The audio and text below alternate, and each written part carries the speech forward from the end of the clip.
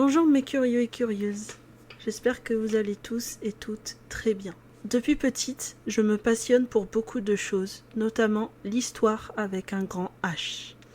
Je regarde énormément de documentaires sur les pharaons, sur l'histoire de France et tant d'autres sujets. C'est pourquoi aujourd'hui, je vous invite à découvrir la nouvelle section historique de ma chaîne, Histor, qui veut dire histoire en breton. Pour le tout premier épisode d'Histor, étant bretonne d'origine, je voulais me pencher sur une femme très connue en Bretagne, fin du XVe siècle, début du XVIe siècle, la duchesse Anne de Bretagne, qui fut également 2 fois reine de France. C'est parti. Chapitre 1. Naissance, enfance et éducation.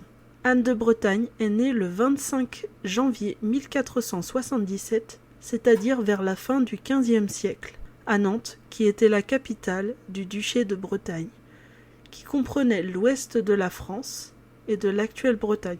Elle est la fille aînée du duc François II de Bretagne et de sa seconde épouse, Marguerite de Foix. François II de Bretagne était le premier duc de Bretagne avant que la Bretagne soit annexée par la France. Il régna de 1458 à 1488, donc durant 30 ans. Anne n'avait donc que 11 ans à son décès. Quant à Marguerite de Foix, elle était une princesse française et la deuxième fille de Gaston IV de Foix-Béarn, comte de Foix, et de Éléanore de Navarre.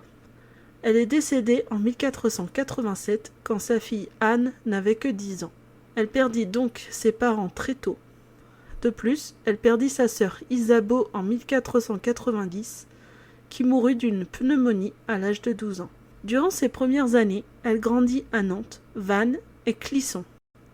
Ayant perdu ses parents très jeunes, elle fut confiée à Françoise de Dinan, comtesse de Laval, sa marraine, qui se chargea de son éducation. Elle apprit alors à lire et à écrire en français et en latin, ainsi que l'histoire, avec un grand H. Elle eut plusieurs précepteurs, des enseignants, dont son maître d'hôtel Jean Méchineau, à partir de 1488, jusqu'à sa mort en 1491, qui accompagna Anne dès l'âge de 11 ans jusqu'à ses 14 ans. Il lui apprit même la chasse aux faucons lors de ses loisirs. Elle aurait même peut-être appris la danse, le chant et la musique. Anne de Bretagne, ayant reçu une éducation classique en grandissant dans les milieux aristocratiques, ne maîtrisait pas la langue bretonne et avait donc recours à des interprètes lorsqu'il fallait faire traduire depuis le breton. Elle a été instruite dans les arts, la littérature et les sciences, ainsi que dans l'art de la diplomatie. Anne a fait partie des princesses les plus cultivées de l'époque. Elle apprit également à jouer de la harpe et à composer de la musique. Chapitre 2. Lourd et complexe héritage. En 1365, par le premier traité de Guérande, Jean IV a établi une loi successorale prévoyant la succession de mâle en mâle dans la famille des Montfort, puis dans la famille de Penthièvre. Du côté des Montfort, ne reste qu'Anne de Bretagne et sa sœur Isabeau. En effet, Anne est duchesse de Bretagne et comtesse de Montfort par ascendant. Du côté des Blois-Penthièvre, ne reste que Nicole de Penthièvre qui mourut en 1480. Les Penthièvre cèdent à Louis XI leurs droits sur le duché de Bretagne pour 50 000 écus, soit environ 21 millions d'euros aujourd'hui. Anne de Beaujeu, fille de Louis XI, confirme cette vente en 1485 à la mort de Jean de Brosse, le mari de Nicole de Penthièvre. Cela veut dire que si Anne venait à avoir un frère et perdait la succession de Bretagne, elle devait recevoir une dot de 200 000 livres, soit environ 28 millions d'euros aujourd'hui. Mais son père François II n'a pas d'héritier mâle, ce qui risque de faire replonger la Bretagne dans une crise dynastique, ou même de faire passer le duché dans le domaine royal. François II, qui était contre les prétentions du roi de France Charles VIII, l'affable veut dire aimable, il reconnut sa fille comme héritière par les États de Bretagne, malgré le traité de Guérande mentionné précédemment. Cette reconnaissance a lieu le 20 février 1486 à Rennes et par conséquent augmente les oppositions au duc dans le duché, la concurrence des prétendants au mariage avec Anne de Bretagne. L'entourage du roi Charles VIII n'est pas content du tout. Afin de légitimer cette demande, Marguerite de Foix, la mère d'Anne, fait rédiger par Pierre de Baux, un historien et ecclésiastique français, un ouvrage nommé « Généalogie des rois, ducs et princes royaux de Bretagne », dans lequel il établit une généalogie qui montre au fil de l'histoire toutes les reines ou duchesses qui ont accédé au trône de Bretagne. Cet ouvrage vise à admettre l'opinion selon laquelle la succession a été constituée uniquement avec des noms masculins et que les femmes n'y sont pas admises. Pierre de Baux formule ainsi une synthèse des ouvrages précédents pour montrer qu'Anne de Bretagne peut succéder à son père en témoignant de l'histoire de reines ou duchesses qui ont accédé au trône de Bretagne. Le manuscrit fut terminé en 1486. Chapitre 3. Duchesse de Bretagne. En 1488, le père d'Anne, François II, fut défait à Saint-Aubin-du-Cormier, ce qui conclut la guerre folle. La guerre folle, c'est le conflit qui, de 1485 à 1488, oppose une coalition de grands seigneurs féodaux à la régente du royaume de France après la mort de Louis XI en 1483, Jeanne de France, la fille du défunt roi. François II est contraint d'accepter le traité du Verger, dont une clause qui stipule qu'il ne pourra pas marier ses filles sans le consentement du roi de France. François II meurt quelques jours après sa défaite et un nouveau conflit a lieu car le duc fit promettre à Anne de ne jamais consentir à l'assujettissement au royaume de France. Avant de mourir, François II nomma le maréchal de Rieux comme tuteur de sa fille et le missionna de la marier. Le roi de France, Charles VIII, demande la tutelle d'Anne et sa sœur Isabeau, ce qui lui est refusé par Jean de Rieux. Charles VIII entre en guerre contre le duché de Bretagne en 1489. La même année, le parti breton s'empressa de proclamer Anne duchesse souveraine légitime de Bretagne. En 1490, la duchesse Anne de Bretagne déclare que seront reconnus coupables du crime de lèse-majesté ceux de ses sujets qui la trahiraient et qui rallieraient le camp du roi de France. Le crime de lèse-majesté est un crime qualifié de très grave. C'est un crime politique qui peut être défini comme toute atteinte à la personne du roi, trahison, agitation. Il s'agit d'un ensemble d'actes qui constituent une menace pour les institutions et l'autorité du pouvoir royal, la sûreté intérieure de l'État par des actes d'attentat, de complot contre les souverains et leurs familles. Chapitre 4. Destin politique, fiançailles et mariage, 2 fois reine de France. Le destin d'Anne est politique, car il est géré par ses parents en tant que souverain du duché de Bretagne. Elle est promise par son père à de nombreux princes français et étrangers pour avoir des aides militaires et financières et accroître sa position contre le roi de France. François II entame des négociations de mariage et noue des alliances secrètes accompagnant le projet matrimonial. La jeune Anne devient ainsi l'enjeu des ambitions rivales et ainsi son père peut refuser différents projets et contrats de mariage en étant rassuré par ces alliances. Les différents princes d'Europe avec lesquels a été fiancée Anne sont les suivants. En 1481, Anne a 4 ans. Le prince de Galles Édouard, né en 1470 et a donc 11 ans, fils du roi Édouard IV qui devint roi sous le nom d'Édouard V en 1483, à l'âge de 13 ans à la mort de son père. Il mourut peu après et ne régna ainsi que 2 mois. Henri Tudor, futur Henri VII d'Angleterre et père du terrible Henri VIII, dernier représentant mâle de la branche Lancaster. Celui-ci est en exil en Bretagne. Les fiançailles se font en 1485. Henri Tudor, né en 1457, a donc 28 ans et Anne en a 8. Mais ce mariage n'intéresse pas Henri Tudor et tout est annulé. En 1486, des négociations de mariage sont entamées avec Maximilien Ier, empereur des Romains, roi des Romains, et archiduc d'Autriche, fils de Frédéric III, qui lui céda le trône en 1486. Il se marie avec Anne par procuration. Un mariage par procuration est une cérémonie nuptiale au cours de laquelle au moins un des futurs époux est représenté par quelqu'un muni d'une procuration, généralement parce qu'il ne peut y être pour des raisons d'éloignement, comme par exemple un service militaire, un emprisonnement. Donc ce mariage par procuration a lieu dans la cathédrale de Rennes en 1490. Cependant, la cour de France refuse cette alliance menaçante pour le royaume et impose à Anne de Bretagne d'épouser Charles VIII, rompant ses fiançailles de 1482 avec la fille de Maximilien, Marguerite. Elle épousa Charles VIII l'Affable, le roi de France, 21 ans, en 1491 et devint pour la première fois reine de France à 14 ans.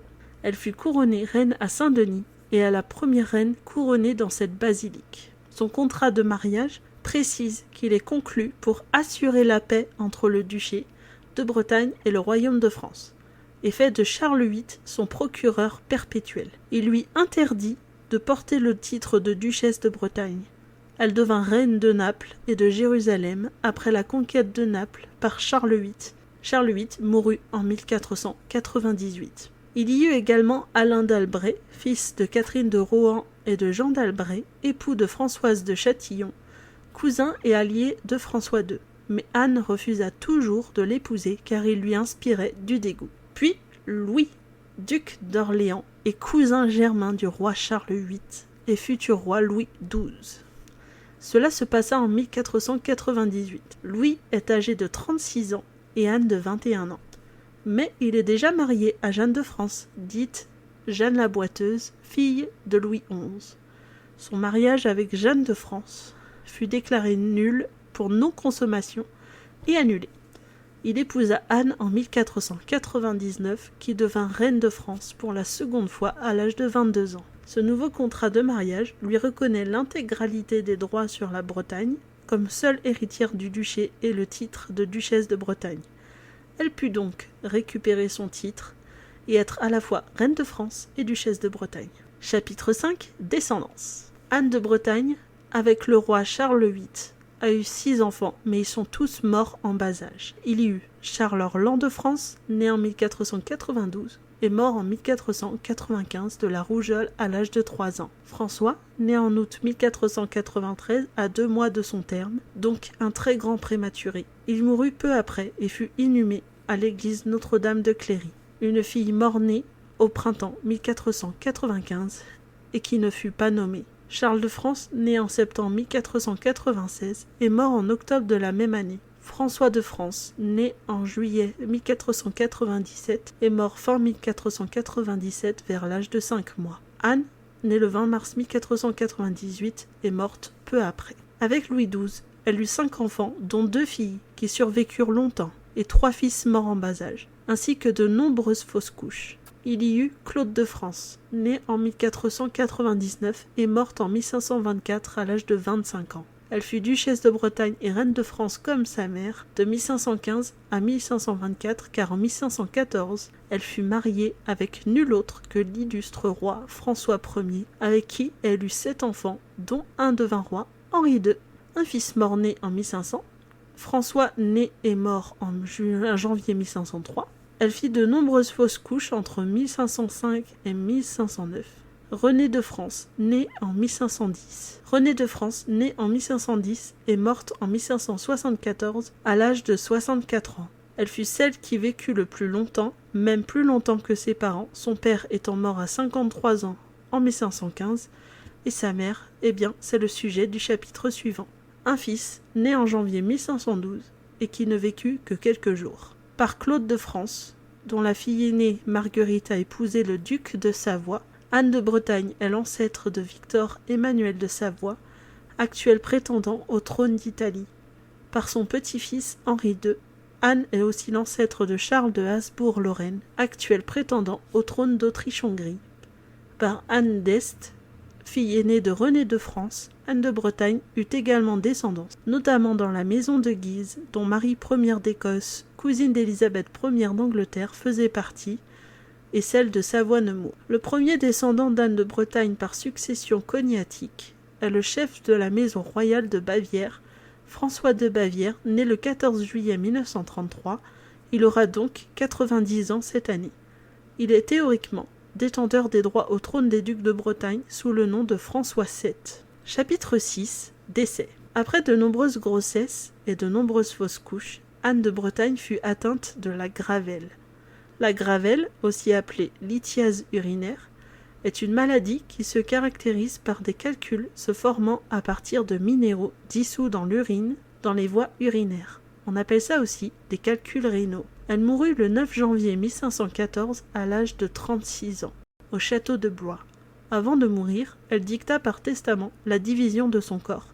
Son cœur, ses entrailles et ses ossements sont inhumés à plusieurs endroits, héritage de la dynastie capétienne. Cela permet la multiplication des cérémonies, les funérailles du corps qui est la plus importante, et les funérailles du cœur, ainsi que la multiplication des lieux, tombeaux du corps et tombeaux du cœur. La reine fut inhumée dans la nécropole royale de la basilique de Saint-Denis. Ses funérailles furent exceptionnelles car elles durèrent 40 jours. Les cérémonies royales qui suivirent s'en inspirèrent jusqu'au XVIIIe siècle, au moment de la Révolution française. Un récapitulatif des funérailles fut rédigé et copié pour être distribué aux proches de la reine défunte. Son cœur fut placé dans un cardiotaphe en or et émail qui fut placé dans une boîte en plomb, à son tour mise dans une boîte en fer. Le tout fut déposé à la chapelle des Carmes où se trouve le tombeau de son père François II. Son cœur y fut placé à la tête du tombeau. Cependant, il fut transféré à la Monnaie de Paris durant la Révolution et manqua de peu d'y être fondu. L'usufruit du duché de Bretagne, l'usufruit étant le droit d'utiliser un bien et d'en percevoir les revenus sans en être propriétaire, revint au roi Louis XII jusqu'à sa mort le 1er janvier 1515, ce qui, d'après le traité de Nantes de 1499, met fin à l'union personnelle. Une union personnelle est une relation entre deux ou plusieurs entités politiques considérées comme des États souverains distincts, mais qui, en vertu d'une loi ou d'un contrat, ont la même personne pour chef d'État. Les clauses du contrat ou de la convention entre les deux parties prévoient la fin de l'union personnelle, généralement à la mort des contractants. Chacun des États retrouve alors son propre souverain ou chef d'État légitime. Chapitre 7. Une reine cultivée et mécène. Anne de Bretagne fut une reine très cultivée. Elle parlait plusieurs langues, dont le français, le latin et le breton. Elle avait des connaissances approfondies en littérature, en musique et en sciences. Elle était également très impliquée dans les affaires politiques et diplomatiques de son époque. Elle était considérée comme une grande patronne des arts et des lettres, et avait une influence considérable sur la culture et la vie intellectuelle de son temps. Anne de Bretagne fut une grande mécène culturelle car elle a encouragé l'éducation, la littérature et les arts, notamment la musique, le théâtre et la sculpture. Elle a soutenu des artistes et créé des bourses pour les étudiants. Elle a également construit et financé plusieurs bâtiments et établissements comme l'université de Nantes et le couvent des Carmélites. Sa contribution à la culture française est inestimable. Anne de Bretagne a également soutenu la culture et la langue bretonne et fut à l'origine de l'imprimerie de Bretagne. Chapitre 8. Anne de Bretagne dans les œuvres architecturales, littéraires et artistiques. Anne de Bretagne fut l'objet de nombreuses œuvres littéraires, artistiques et architecturales. De nombreux monuments lui furent consacrés, symbole de l'importance de cette reine pour la Bretagne et la France. En effet, avec elle, la Bretagne fut rattachée définitivement au royaume de France. Comme monument, il y a par exemple le musée de Bretagne à Rennes, la maison de la duchesse Anne à Saint-Malo, ainsi que beaucoup d'autres à travers la Bretagne. Comme œuvre littéraire, il y eut Anne de Bretagne par François-René de Chateaubriand, La flamboyante de Jean-Bernard Lucas, Le roi René et Anne de Bretagne de Paul-Émile Victor, Les lettres d'Anne de Bretagne de Jean-Paul Sartre, Les chroniques d'Anne de Bretagne de Jean Marcal, La reine Anne de Bretagne par Jacques de la Poterie, La vie de la reine Anne de Bretagne de Jean Juvénal des Ursins, L'histoire d'Anne de Bretagne de Pierre Lebeau, mais j'ai cherché et je n'ai pas trouvé tous les livres pour les illustrer. En ce qui concerne les œuvres artistiques, il y a la statue de la cour Saint-Pierre à Nantes, la statue du château des Ducs de Bretagne, ainsi que de nombreuses autres et de nombreuses peintures et gravures. Mais je ne pouvais pas tout nommer dans cette vidéo. Conclusion. Anne de Bretagne fut une femme visionnaire et un exemple remarquable de féminisme. Elle a réussi à maintenir la paix et l'indépendance de la Bretagne et à affirmer la position de la Bretagne en tant que principauté autonome dans le royaume de France. Elle a également réussi à assurer le maintien des coutumes et des cultures bretonnes, ce qui a contribué à la prospérité de la région. Elle est une figure emblématique de l'histoire de la Bretagne et de la France. Son règne a été marqué par des réformes religieuses, la consolidation des liens entre la Bretagne et la France, et une habileté diplomatique remarquable. Sa tactique diplomatique lui a permis de maintenir sa souveraineté sur la Bretagne et de s'allier à la France, ce qui a conduit à une étroite union entre les deux pays et à la fin des conflits entre eux. Elle a également engagé des réformes religieuses et économiques qui ont amélioré la vie des habitants de la Bretagne. Elle réussit également à établir des relations amicales avec le roi d'Angleterre. En tant que mécène et femme cultivée, Anne de Bretagne permit à la France et à la Bretagne de développer un fort potentiel culturel. Elle encouragea la création des arts et des sciences en finançant des cours d'humanité et en soutenant des artistes et des savants renommés. Elle créa des fondations pour soutenir les artisans et les artistes et s'intéressa à la littérature, à l'histoire et à la culture. Elle fit également construire de nombreux monuments et édifices, dont les cathédrales et des châteaux. Elle fut ainsi à l'origine de la renaissance culturelle qui se produisit en France et en Bretagne au XVIe siècle. Malgré de fortes difficultés à avoir des héritiers, Anne de Bretagne a pu, grâce à sa descendance, assurer la dynastie des Valois-Bourbon-Stuart sur le trône de France. Elle est considérée comme l'une des plus grandes reines de France. J'espère que cette vidéo vous a plu. J'ai adoré la faire car l'histoire me passionne vraiment beaucoup. Dites-moi en commentaire ce que vous en avez pensé de mon débit de parole, de ma façon de raconter les choses, de structurer mon récit, et les éventuelles corrections et ajouts que vous voudriez apporter à mon script. En effet, ceci est le tout premier épisode d'Histoire, et j'espère améliorer ma qualité de travail pour les prochains épisodes. D'ailleurs, vous pouvez me dire de qui ou de quoi, un conflit, une période type, des légendes, un personnage, etc. que vous aimeriez que je traite dans les prochains épisodes d'Histoire, et je les ferai avec plaisir. Je vous avais demandé sur Instagram et j'ai déjà eu pas mal de réponses. Merci de m'avoir écouté, je vous aime fort, et je vous dis Kemerit war lechen histor, qui signifie rendez-vous avec l'histoire en breton. Kenavo!